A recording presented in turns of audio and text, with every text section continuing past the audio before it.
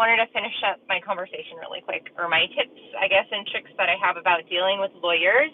If that pertains to you, then you could always, I don't know if I have my email listed on my YouTube, but I will go ahead and add it once I get home, so that way you guys can always reach out to me through my email address, and I'm more than happy to help you answer any questions you have about legal stuff. So, okay, so I was just talking about networking, finding like maybe organizations that can point you in the right direction, give you advice, refer you to people that might be able to assist you in your state. I'm extremely familiar with Washington State, so if you guys are in Washington, hit me up. I can give you a list of lawyers that are amazing. I can also provide you with some organizations in Washington State that I know there's a couple organizations that are for sure able to assist people that maybe can't afford a lawyer. So definitely reach out to me, or here you can ask questions like on the live while we're on a live. Feel free to ask any questions. Don't be shy. I am the least judgmental person ever. So if you feel, like you're embarrassed or you're shy and you just don't like being judged, just know that I'm not judgmental at all. Ask anybody. I promise. I promise.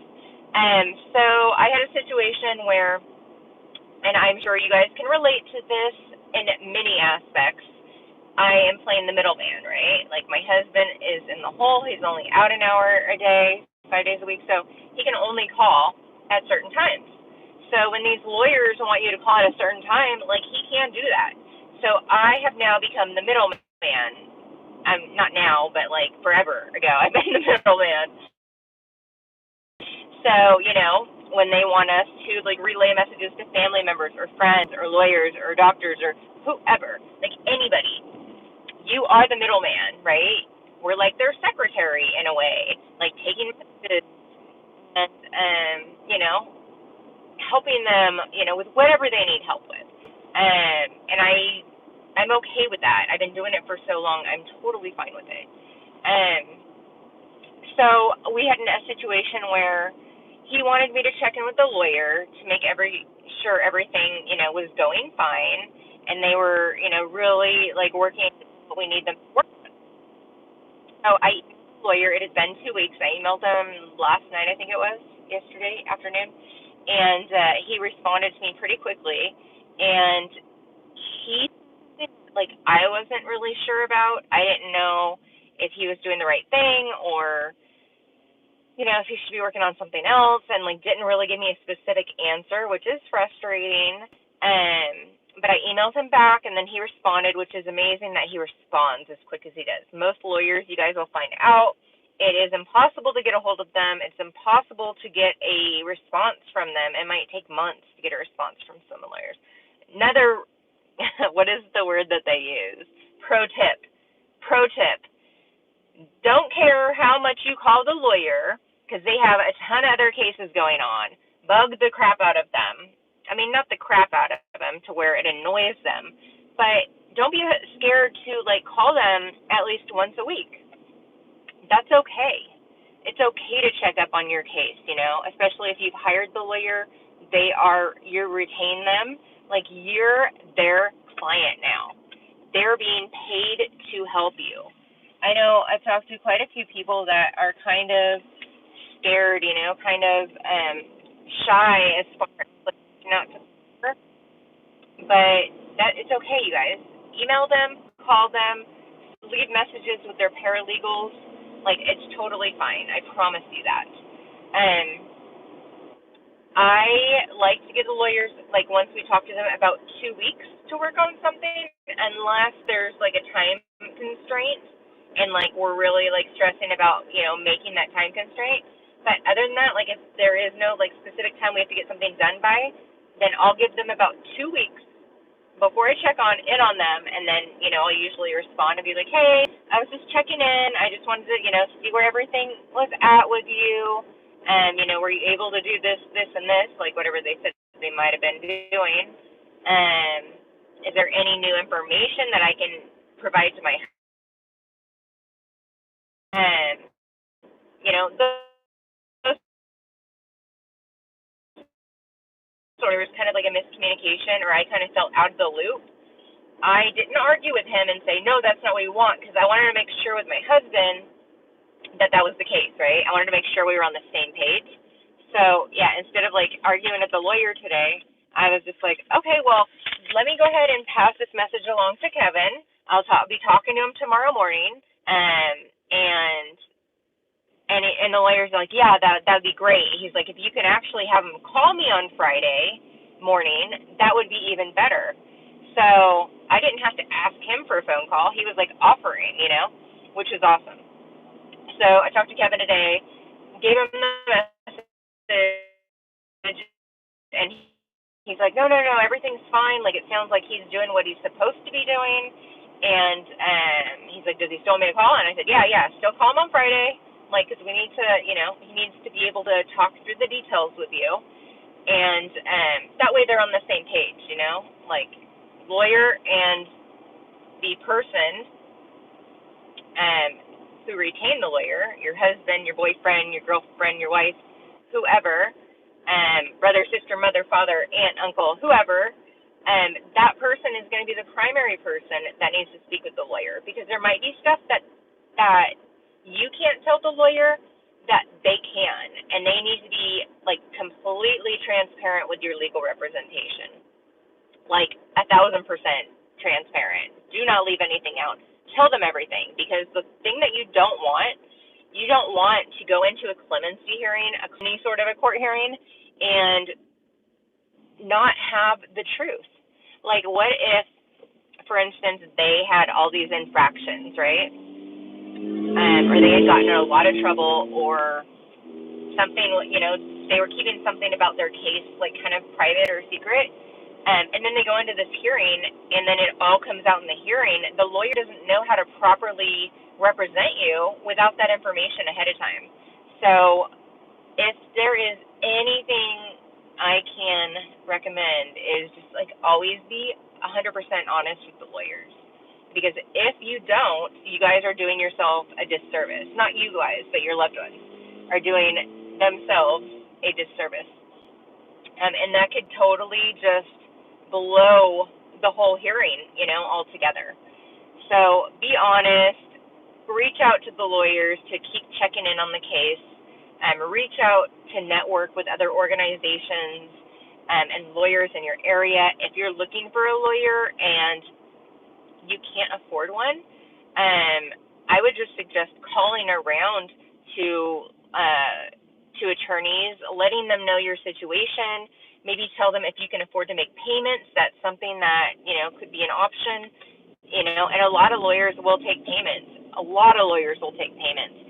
Some lawyers will work pro bono, which means for free.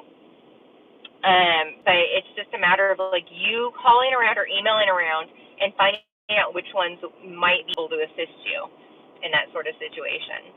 So do you guys have any questions for me about any of the stuff that I just talked about? Hey, God's child. Sorry, I just saw your message pop up. Where is he locked down at? Like, what state are you guys in? So, and like I said, I'm speaking specifically about Washington just because I know specifically about like commutations and hearings and all of that in Washington state. It's definitely going to be different state by state. I do know a little bit about California, but not like a whole lot. I'm from there, but I've been living here since 2014. Yeah, 2014. So all of my experience dealing with prison has all been from Washington State. It has not been in any other state. However, I do have some really close friends. I have one of my best friends who lives in the Boston area, and her son's father was incarcerated in Massachusetts for 4 years. So the whole 4 years, I really got to know like her situation, his situation, and like how things work out there, which is way different than Washington. But yeah, every state is definitely going to be different. And, all of the laws, all the bills are different. The RCWs is what the laws are referred to as. But all of those are going to be different state by state, country by country, because I know I have some people on here from other countries. I unfortunately don't know how that works in other countries. I do know like informational stuff about prison in other countries. Like I've heard that they consider life sentences, I think like 15 years. Whereas in, Washington or in the US, like we have like life without parole. So life is life. Yeah, it's just way different in other countries. I was actually talking to Kevin earlier today, and we were talking about, I mentioned something about California because there's a girl that I've known for a long time who's in Washington, but her husband's incarcerated in California, and she mentioned having family visits. And I was talking to her briefly, and she's like, "Yeah, we still have non-contact, but we had our first family visit." And I was like, "Oh, that's awesome. I wish I had a family. I wish we had family visits again, but we still have the non-contact." But I was telling him, oh yeah, California's already starting family visits, which is like extended family visits. They've been referred to as conjugals for years, but they're family visits now because it's like immediate family, mom, dad, brother, sister, kids, spouse, all of that. And yeah, anyhow, she just said that they got the first one. So my husband was like, "Man, I hate Washington." He's like, "I really wish I could move out of this state." He's like, "I can't wait to move out of the state." He's like, "I used to want to stay here." He's like, "But I can't do it anymore." Okay, guys, sorry. I'm just checking my directions. Thanks for sharing and helping others. Absolutely, you guys. I created this channel to reach out to other women or men that are going through similar situations and just, be like a support system. Honestly, that's why I started. And I felt I really wanted to share our story and just connect with other people that are going through similar situations and having, that bond with other people. Because a lot of times, like, on this journey, I also will say, I've really lost a lot of friends. I used to be the type of person that was super social. I am still really social, but I used to have a lot of close friends that I connected with regularly, and that's not the case anymore, unfortunately. I think it's so sad. I told my husband, I was like, it's so pathetic. I have like no friends anymore, that I hang out with on a regular basis. I was like, I just feel like it's just me and him, but me on the outside, just taking care of what I got to take care of and stuff. And of course, family is around, but as far as friends go, like my dream, and this sounds so cheesy, kind of, but is to have like a group of girlfriends that I can meet up with and have a drink, or meet up with and like go to lunch or brunch, or like do those things that girls do, go get a manicure or nails done or a pedicure or whatever. And I just have really lost that like over the last 7 years. And it sucks, but like I feel like this is a true statement. When you get older, it is so difficult to make friends, you guys. I mean, being in a prison life community, I feel like it makes it a little easier because we have like that bond and that connection. But yeah, just like in general, it's so hard for me. I feel like it's so hard to be able to make friends. Um, and it sucks because I'll meet somebody that I really click with, and they always live so far away from me. So I feel like I'm cursed when it comes for friends, because every time I meet somebody I really am close with, they end up living so far away from me, like across the country. Like one of my best friends, Nicole, I've known her for 4 years. I was talking about her a little bit ago. She's in Boston. I'm in Washington. We're on up. So yeah, it's.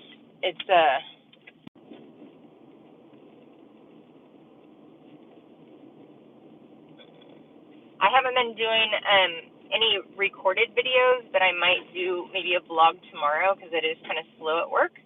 Um, so check that out. This should be interesting. And yeah, I think I'm going to wrap it up tonight. Again, if you guys have any questions about reaching out to lawyers, contacting them, dealing with court stuff, um, let me know. Let me know. I am more than happy to help you guys. 100%. Yeah. If you have any, love you guys. You're beautiful. You're amazing. You guys are everything. So I will talk to you all later. Have a good night.